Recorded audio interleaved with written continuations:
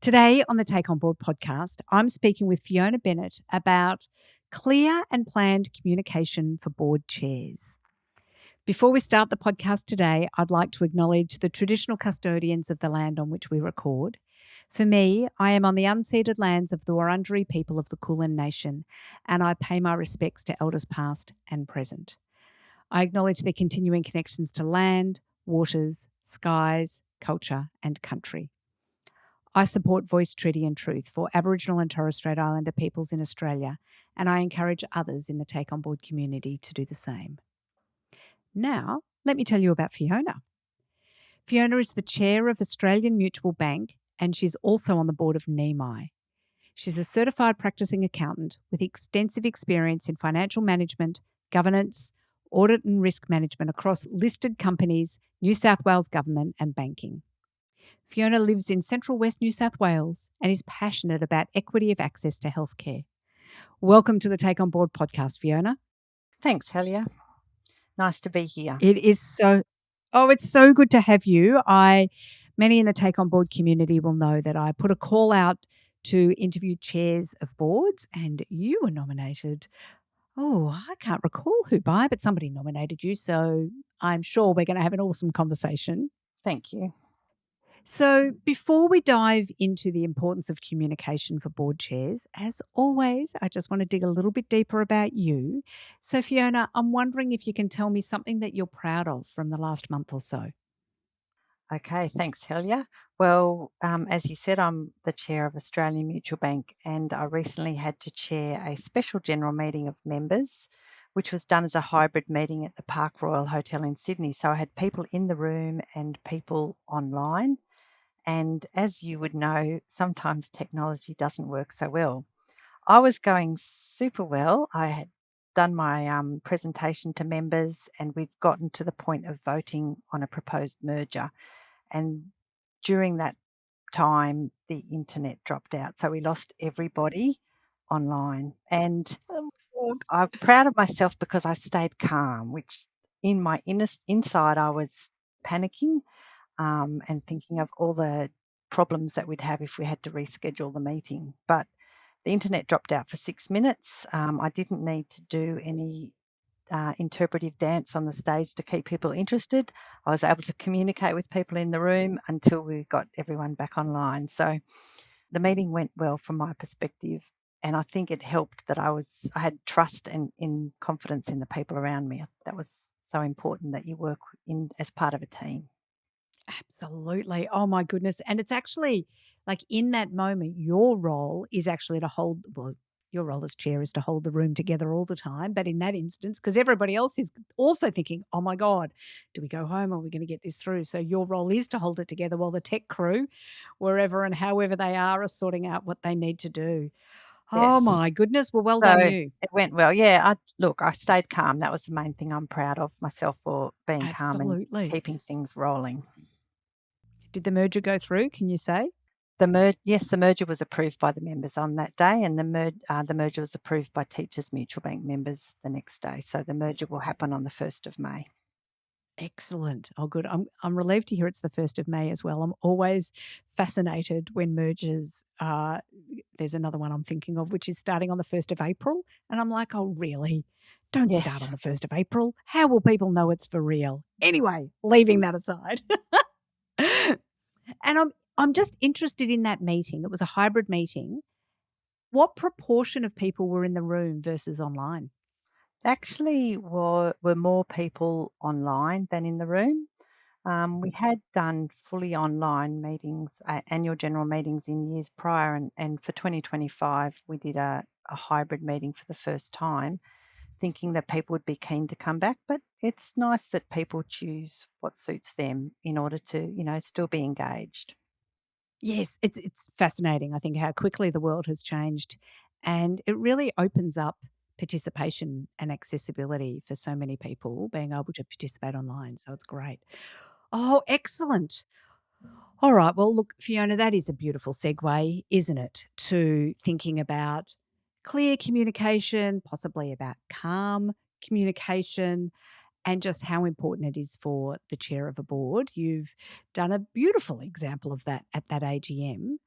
So I'm wondering, in your experience as a chair, what are some of the things that you do to plan your communication? Well, the way I plan is I think about all the parties involved. Now, it's the communication as chair is not just about planning the board meeting, but of course, do plan the board meeting.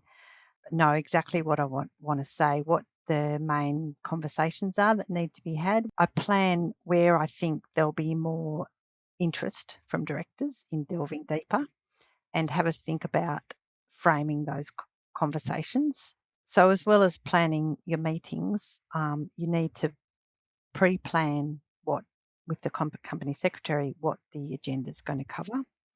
I talk regularly to the CEO. In fact, I have an unscheduled meeting probably every week.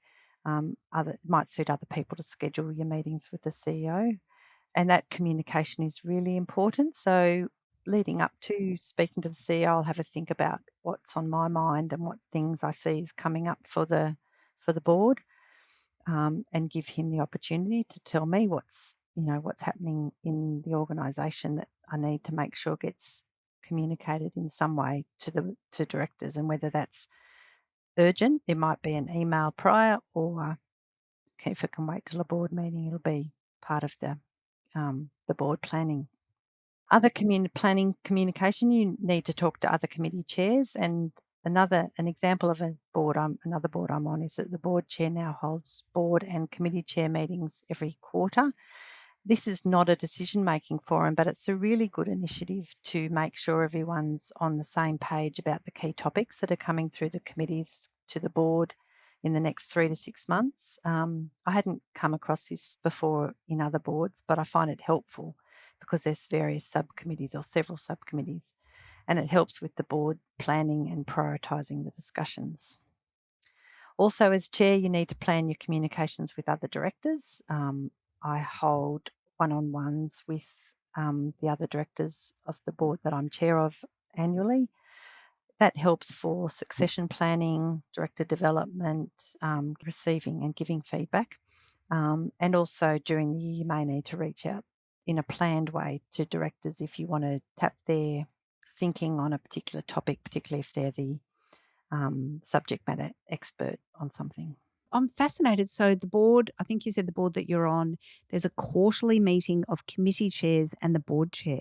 Is that what I heard you say? Because that board has several subcommittees, it's a way of making sure the key topics are understood by all the committee chairs. There is absolutely no decisions to be made in those meetings, but it's talking about what your subcommittee is going to be looking at and how that might escalate to the board or even through other subcommittees and how it might impact conversations. So it's a good initiative that I hadn't come across before. Look, Yeah.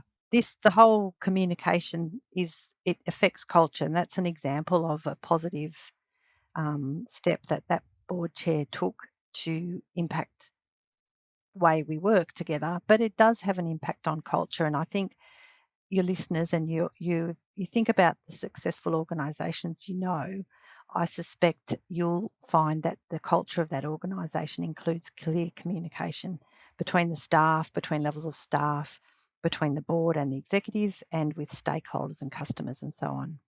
Absolutely. So what are because I could not agree more. Communication is key to culture and culture is key to communication. They go hand in hand. So I'm wondering, in your experience, either what you've seen or what you've done that works well, or what you've seen that perhaps hasn't worked so well in terms of building that culture. I put a lot of effort into planning what I'm going to say, how I'm going to say it, form of communication, who's included in it, and what conversations need to be aired. I visit, for the bank, I visit the branches and have meetings with members and staff. So members are invited to the branch to meet with the chair and have a cup of tea. It's a really good opportunity to communicate with members. I make sure that I'm my genuine, honest self, but I do talk about the things that are in line with the organisation's purpose. So I have given thought already to what topics I want to raise, what questions I might want to ask, and be genuine. That's an opportunity for clear communication with members to get people on board with things like the merger vote and to hear what's important to them. But it's also about meeting with staff and making sure the staff understand that you're interested in what they're doing. So having a chat to them before the meeting with members, how are things going? What challenges are you facing? Being genuine and being interested in what's important to them. That impacts culture. After those meetings, I'll always send a thank you card to the branch, name the staff and thank them, something that related to that particular meeting, thank them for the effort that they took to host me and to host members. I think it's just a genuine way of showing gratitude, and that has a positive impact on culture also. That is lovely. An actual, like, are you talking an actual card that Yeah, we actually don't goes in do it very in often, the do we? post? Yep, and in the No. postcard, because I think it's better than an email, isn't it? Oh my God, it's so much better than an email. Although makes me wonder how long it sits in the letterbox before they pick it up. But that is Yeah. lovely. Yeah, Yep. right. And Well, so just do you genuine. go to the branches like how often is this happening? Is this when board meetings happen there or just when there's a No, how no, just one. I do it with the organisation and plan afternoon tea or morning tea with members. So just once a year at each branch, or more often, as has been the case lately, in order to ask members to, come and engage about the proposed merger. But something I've seen that I want to talk about that maybe your listeners have experienced themselves is in a board where the chair's focus is just on running good meetings, and that's far from enough, because the chair can impact the culture outside the boardroom, not ballroom, just as much, positively and negatively. So your listeners may have seen or been on a board where the board chair arrives at the company's premises and goes straight into the boardroom, has the meeting, and at the end exits the building as quietly as they arrived. Um, I just it doesn't support a positive culture for the organisation, and the message it may give, and my point is that even lack of communication sends a message. The message it may give is that the work that the staff do and what matters to them is of no interest to the board. I was formerly on a hospital board and we would often do walkarounds before a board meeting. And the CEO there often just described that as just listening to the walls, listening to what's going on, sometimes just sitting in the Yep. cafe or getting the Yes. lift. Yep. Sometimes people know who you are and sometimes they don't. And sometimes that's good, Yeah. because you just hear in the lift, oh, Yes. I'm, from a patient about the good thing that happened in the car park. The guy who ran the car park was awesome and everyone always loved him. So you often heard that in the lifts, but you might also hear the opposite of that. So, yeah, spending that time just being there. Listening. Yes. I spent 8 years on the Western New South Wales Local Health District Board, and that board communicated with both patients and staff around the district. Each month, the board meeting was held at a different facility, and we as directors intentionally had to go and give opportunity for staff to talk to us or for patients. So we called it rounding, and so if you went and had a chat to someone in the ward or one of the staff members, and bring back to the board meeting afterwards some reflections about those conversations, what we heard at that facility, just to test the water, I guess. Yes. Yeah, that's right. And there's layers and layers of the communication, isn't there? There's the kind of, in fact, I think heard you say before, um, did you say that your weekly, well, I was going to say your weekly meeting with the CEO, but that makes it sound like it's a scheduled thing. And if I Yes, heard you right, yes. it's So tell me more. unscheduled. Is that just when needed, you just pick up the phone? Tell me, how does that Yeah, happen? I think I accept that my workload during the week varies depending what's going on, and I suspect the same is true for him. So I guess if I haven't reached out during the week, I usually get a phone call on a Friday Right. from him. But Interesting. we just touch base with each other pretty much every week. Even if there's not a lot to say, it might be just, how are you going? How, for me to ask how he's going, particularly. It shows that you care. shows that you're interested and that you care. And that's another opportunity for communication that we just talked about, going around to the sites of an organisation. It's important, I think, not just for the board chair, but even directors, to arrive early at a office and just take a walk around, ask the staff what they're working on, what are their challenges. And if you know something, if you've heard in the board about something good that's happened, a project that's just been finished, for example, or even the end of completion of the annual report or something, like, thank the team and recognise them, because it makes a difference to how much I enjoy my job, as well as impacting staff and hopefully adding to the positive culture of the organisation. Absolutely. So then I'm also wondering, because sometimes it can be quite a fuzzy line, shall we say, for board members or chairs of boards roaming around and talking directly to staff. Yes. Sometimes that's a good thing. Yep. Sometimes it's not necessarily a good thing. I'm wondering how you ensure that it stays on the good and constructive side Yep. for both yourself and for your board directors. Yes. Absolutely. And it depends on the organisation as to how much they're willing for you to do that. But I think you're more of a listener in those occasions, listening to them rather than giving them information about what's going on at the board level. The risk is that staff can give you feedback, and this might have been the case when you were travelling around hospitals. They can give you feedback, or patients can give you feedback about something they would like changed. And you don't want to give them the impression that just because you're on the board, you can fix any of it. But you recognise it, you accept it, you listen, and you say, I'm not able to act on it, but I definitely will take it back and talk about it. Yeah, absolutely. Yes. Yes, it's true. Once people know you're on the board and you're in the lift or in the cafe or whatever, you are often cornered, Yeah. quite frankly, about particular things. And that's okay. In fact, that's good. As you say, it's just ensuring that there are some good boundaries around what can be done with that. Yep. Yeah, okay. I think that it's important you give people the opportunity to talk to you. You need to be open and transparent. Yes. Yes. What about externally? We've talked a lot about internal communication with staff, with the CEO, with the COSEC, with other board directors, and so on. What about when external communication comes in? So external communication would be an example would be the talking to patients in a health facility. Those, you need to be thoughtful about that, but I guess for the bank, it's about communicating with members and regulators. And with the regulators, that absolutely requires planning. So I always spend time writing copious notes about the things that I can talk about, and obviously working with management to scope out those dot points. And I'm wondering, you know, good communication, planned communication, building the culture, all of those things, they are all incredibly important.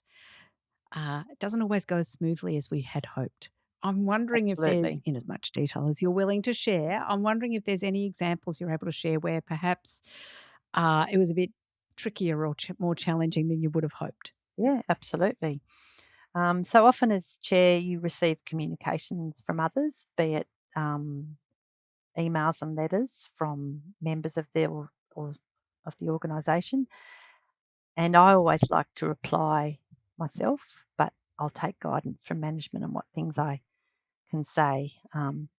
But on one occasion, I received communication by email from another director. And this was a challenge because the director had seen the minutes of a committee meeting and was questioning the decision made by that committee. It was a committee that the person wasn't a part of. So I replied by email with the reasons that for the decision by the committee, and also said that it was better if that director raised his view at the next board meeting.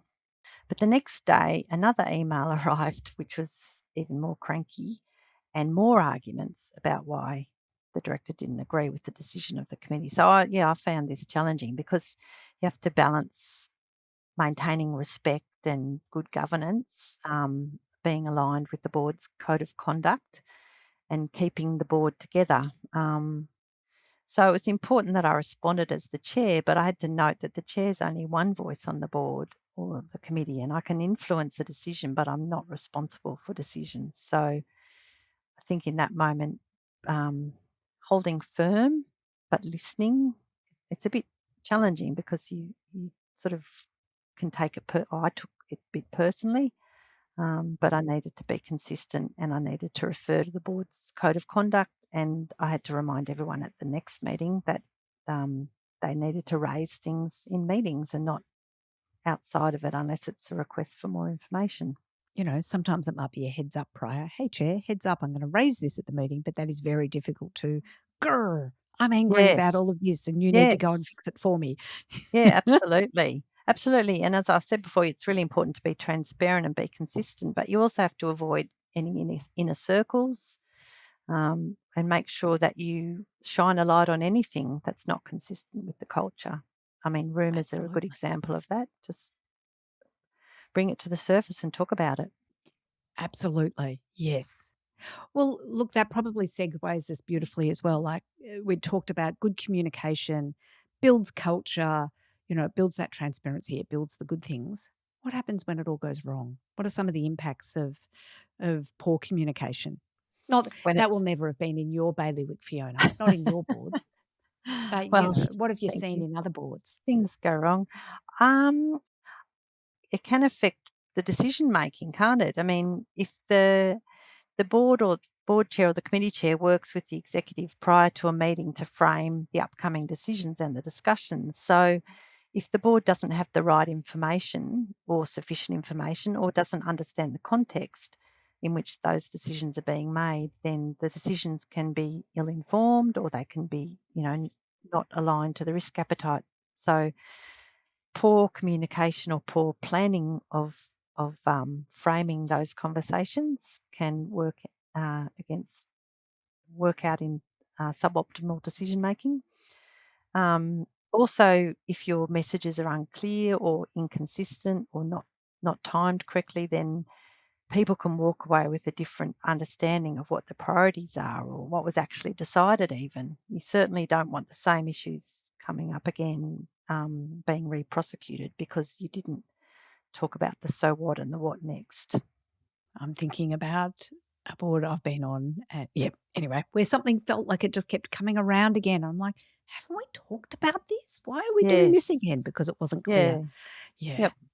Yep. And that Yeah. you need to be Interesting. alert to that during the meeting. And you might need to re-anchor people by reminding the meeting of the key question they're there to discuss and then summarise where they've landed so far so that you can move it forward. Oh gosh, being a chair, it's tricky, isn't it? Because you need to manage all of these things and sometimes have the difficult conversations as well. Yep. And you need your chair hat and you also need your director's hat. So you've got different roles um, in the same space. But it's loads of fun, isn't it? Absolutely. No, absolutely. I love it. I really like my job. And it helps that I work in all the boards with awesome people who are dedicated to the purpose of the organisation. The organisations I'm on the board of all have a purpose, and the board and the executive and the staff are all committed to that purpose. So it makes it a good place to be. Yes, and I'm sure they see that in you as well. I think you touched on earlier about that genuineness and authenticity, and it's everything I'm hearing from you. It shines on through, like you know, sending handwritten cards afterwards and so on. That is such a, as you say, a positive culture builder. So it sounds Yeah, like there is provided it's all of that. genuine. Provided it's genuine. Yep, Absolutely, has people to can be. tell when it's not.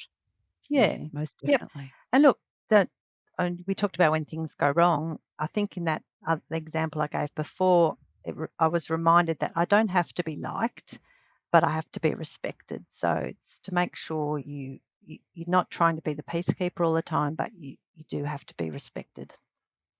So Yeah, call things totally. out if you have to, but and listen to um, people's views, but work to a resolution. Oh, Fiona, so much good stuff in here. What are the key things you want people to take away from the conversation that we've had today? Well, the key message for me, it works for me.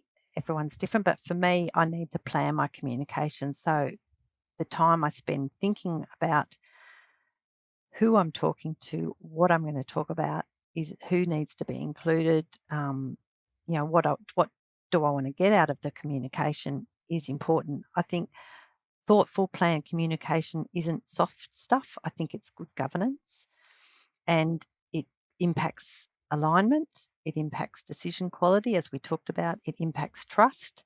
It impacts your meeting effectiveness. It impacts accountability if it's not clear who's accountable for what, and it can impact reputation of the organisation. So, really important to do communication well because it enables things. If communication's done poorly, it undermines things. So, Takes time to do that, all of those things. And I love it's not the soft stuff. It's a few years ago now, but I had Leah Mether on the podcast. She'd just written a book about something like soft is the new hard, all because soft skills are not that soft at all. yeah, and I think communication's not just a leadership skill, it is actually a governance control. Absolutely. Oh, a governance control. I like that. Okay. And is there a resource you would like to share with the Take On Board community?